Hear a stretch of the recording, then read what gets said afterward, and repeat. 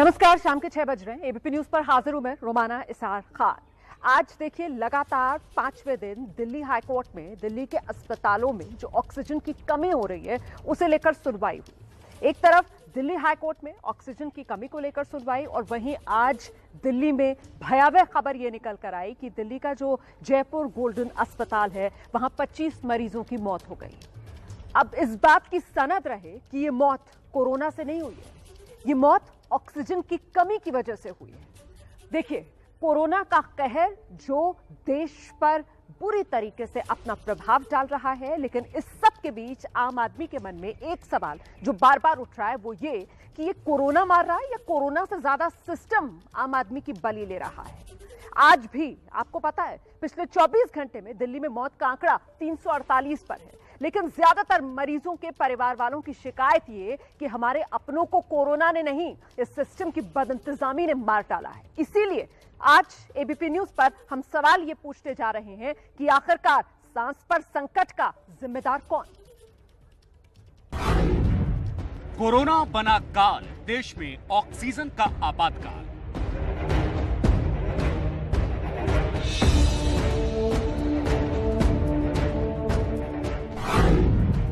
शहर tsunami. Doctor Anshuman Kumar, मुझे लगता है आपको आना चाहिए सर। ये सुनामी जिसे लेकर एक्सपर्ट्स तो लगातार आगाह कर रहे थे, लेकिन पिछले एक साल में, बल्कि एक साल से भी ज्यादा वक्त हो गया है, ऐसा लग तो नहीं रहा है सर कि सरकार ने कोई तैयारी की। पिछले साल हमने देखा, जरूर लॉकडाउन लग गया, कहा गया कि जो स्वास्थ्य का आधारभूत ढांचा है उसको मजबूत करना है। ये मजबूत किया है सर?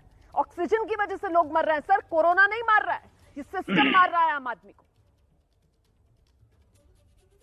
रोमाना, बिल्कुल सही आपने याद दिलाया कि पिछले मार्च जब लॉकडाउन किया गया था तो हम लोगों ने बिल्कुल आगाह किया गया था। पर्पस ऑफ लॉकडाउन 3 है, mitigation, preparedness and testing. Testing kit बढ़ाई गई, प्रिपेयर्डनेस तैयारी के नाम पे क्या हुआ, पूरा एक साल बीत गया। आज हम किस चीज की बात कर रहे हैं? मोस्ट बेसिक नीड ऑक्सीजन पे हम चर्चा कर रहे हैं। Health is a matter of state. संविधान हमारा कहता है राज्य की जिम्मेवारी हेल्थ की व्यवस्था करना, लेकिन जब एपिडेमिक डिजीज एक्ट लग जाता है तो central government should act as an anchor. Central government का रोल होता है कि पूरे राज्य को, फेडरल स्ट्रक्चर को बांध लो और कहां क्या चीजें समुचित व्यवस्था पहुंचानी चाहिए, as per requirement, as per prioritisation, किस जगह प्रायोरिटाइज क्या चीज करनी है। और इसकी भी बात, ये स्थिति जो पहुंची, जो टेलीविजन स्क्रीन पे बैठ के हम डिस्कस कर रहे हैं, विजनरी लीडर जिसमें हम लोग भी आते हैं, जो डॉक्टर, जब हम सीनियर पोजीशन पे पहुंचते हैं तो हम अपने हॉस्पिटल के विजनरी लीडर माने जाते हैं। हमारा काम यही होता है कि पहले आकलन कर लें कि क्या होने वाला है और उसकी तैयारी हम पहले कर लें। और हमारी पुरानी संहिताओं में, चरक संहिता में बहुत पहले की बात लिखी है कि महामारी के पहले क्या क्या तैयारी करनी है। तो कोई नई बात नहीं है। ये एक साल में क्या क्या तैयारी हुई, कितने अस्पताल बनाए, दिल्ली में कितने ऑक्सीजन प्लांट लगाए गए, इन सब पे बात कर लें। बेसिक ऑक्सीजन, आप बताइए कि जो 12th का साइंस का स्टूडेंट है उसने पढ़ा है कि वातावरण में 21% ऑक्सीजन है, और आज उस ऑक्सीजन को कॉन्सेंट्रेट करके हम अस्पताल तक एक प्लांट लगा के नहीं पहुंचा पा रहे हैं। इससे शर्मनाक क्या होगा मालूम है रोमाना? उस समय मरीज के अटेंडेंट और डॉक्टर जो उसको इलाज कर रहा था, उसकी नब्जें कितनी तेज चल रही होती है। जरा इनकी हाथ लाके, इनके पल्स लाके उनकी नब्जों पे रखवा दो ना, इनकी दिल की धड़कन रुक जाएगी। इनको अंदाजा नहीं है किस टफ टाइम से हम गुजर रहे हैं। और आप अफसोस की बात है, उस दिन झा जी और आरपी सिंह साहब दोनों बैठे थे मेरे साथ इसी चैनल पे डिबेट पे, और दोनों से मैंने गुजारिश की थी, आज कम से कम इतनी तो अच्छाई इनमें आई कि लड़ नहीं रहे हैं। उस दिन लड़ाई हो रही थी और मैं इन दोनों का शुक्रगुजार हूं, आज लड़ नहीं रहे हैं, समाधान पे आ जाइए आप लोग। सर, वो तो अभी आप मौका दे देंगे ना, अभी आप मौका दे देंगे तो अभी देख लीजिएगा आप। ये पूरी तैयारी से आए हुए हैं सर, आप बहुत जल्दी इनको बेनिफिट ऑफ डाउट दे रहे हैं। अभी आप देख लीजिएगा, अभी मौका मिलेगा, जैसे ही फौरन आर पार इनमें शुरू हो जाएगी। मैं बहुत कोशिश कर रही हूं कि वो ना हो, कुछ कंस्ट्रक्टिव निकले इस चर्चा से। आरपी सिंह साहब, आप देख रहे हैं सर, अस्पताल के बाहर देख रहे थे तड़पता हुआ। आज दिल्ली में भयानक खबर यह निकल कर आई कि अस्पताल के भीतर भर्ती मरीज, उन्होंने दम तोड़ दिया क्योंकि अस्पताल में ऑक्सीजन खत्म हो गया। जी हाँ, जयपुर गोल्डन अस्पताल दिल्ली का, जहां 25 मरीजों की मौत हो गई क्योंकि अस्पताल में ऑक्सीजन खत्म हो गया। ऐसे में सवाल सरकारों से तो है, लेकिन जिम्मेदार पूरा का पूरा सिस्टम है, कटघरे में पूरा सिस्टम है, और इसी वजह से कुछ सवाल अस्पताल को लेकर भी पूछे जाने चाहिए कि आखिरकार जब इस तरीके की स्थिति बन रही थी तो क्या अस्पताल की तरफ से कोई एसओएस किसी को भेजा गया, कहीं मदद की कोई गुहार लगाई गई? ये वो महत्वपूर्ण सवाल है जिसका जवाब अस्पताल की तरफ से दिया जाना चाहिए।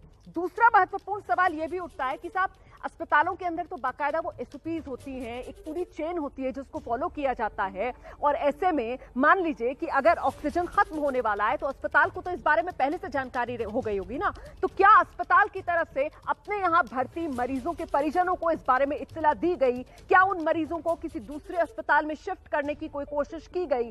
किसी और अस्पताल के साथ किसी तरीके का कोई कोऑर्डिनेशन जो किया गया इस जयपुर गोल्डन अस्पताल की तरफ से? ये दूसरा महत्वपूर्ण सवाल है। तीसरा बड़ा पॉइंट मैं आपके सामने रख दूं, ये भी जानकारी सामने निकल कर आ रही है कि करीब 9:30 बजे के आसपास ऑक्सीजन इस जयपुर गोल्डन अस्पताल में खत्म, लेकिन करीब 10:30 बजे के आसपास तक जो मरीजों के परिजन हैं उनसे पैसे भी वसूले जा रहे थे अस्पताल में। वो किस काम के लिए वसूले जा रहे थे? तो कुल मिलाकर क्या यहां पर कटघरे में ये अस्पताल भी इस वक्त खड़ा हुआ नजर नहीं आ रहा है?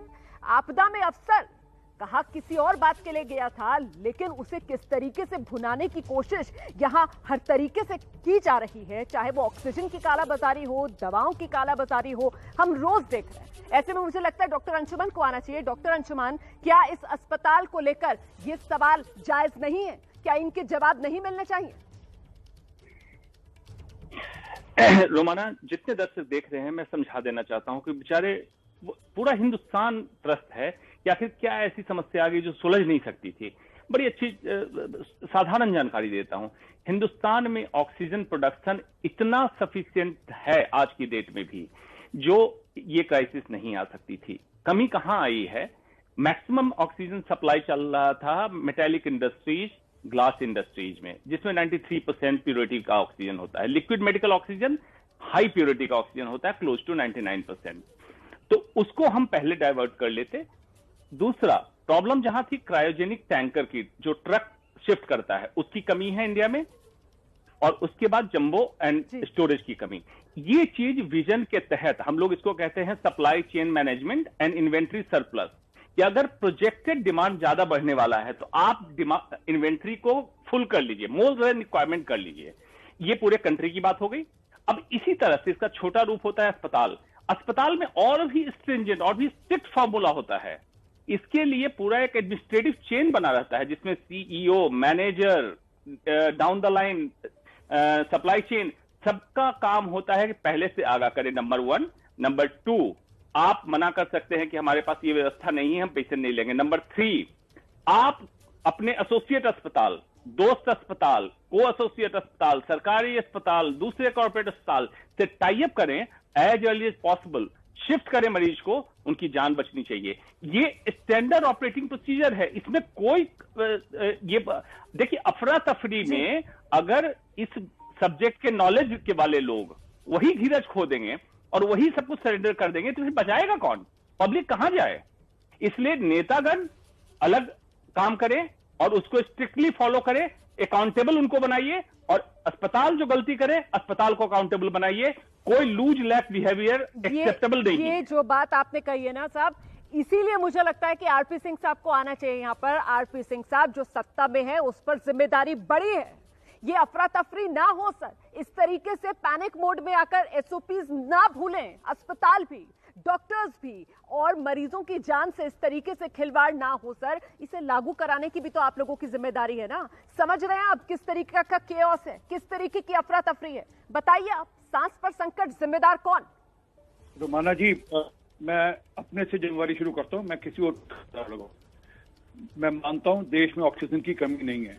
हमने प्रदेशों को इसलिए बहुत पहले चेताया कि आप अपने यहाँ कॉन्सेंट्रेट लगाए। हॉस्पिटल्स को छोड़िए, संजीव साहब जहाँ साहब गलत कह रहे हैं कि कॉन्सेंट्रेट लगाने की छूट एनजीटी ने थी। मैं एनजीटी का डॉक्यूमेंट आपको सभी व्हाट्सएप कर, परंतु एक मैं आपको ऑडियो सुना रहा हूँ मुख्यमंत्री जी का। कई स्टेट्स में ऑक्सीजन की कमी है, दिल्ली में ऑक्सीजन की कमी नहीं है।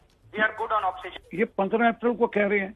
वो एक उनका, आपको मैं एक और व्हाट्सएप भेज देता हूँ, उनका अखबार में उन्होंने बयान दिया कि हम घर घर ऑक्सीजन पहुंचा सकते हैं। वो भी मैं आपको बता सकता हूँ। असल में क्या है कि कहीं ना कहीं जो चीजें करनी चाहिए ठीक टाइम पे हुई नहीं। अब आप कब के लेकर आ रहे हैं निकाल कर?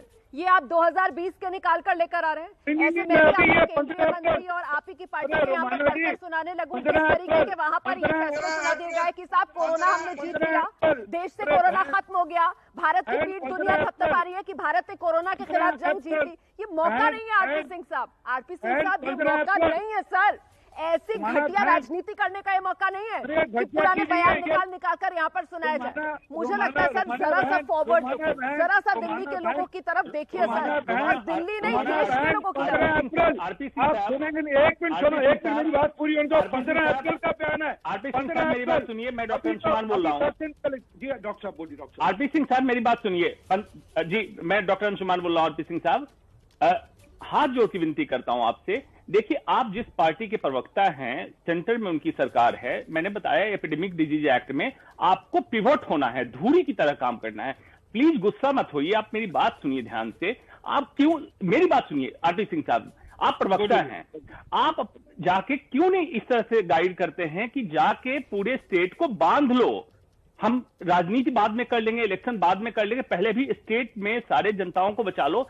आरपी सिंह साहब आप बहुत समझदार हैं, प्लीज इसको मानिए, अभी जोर दीजिए सबको, मत लड़ाइए एक दूसरे को। मैं बोल दूं।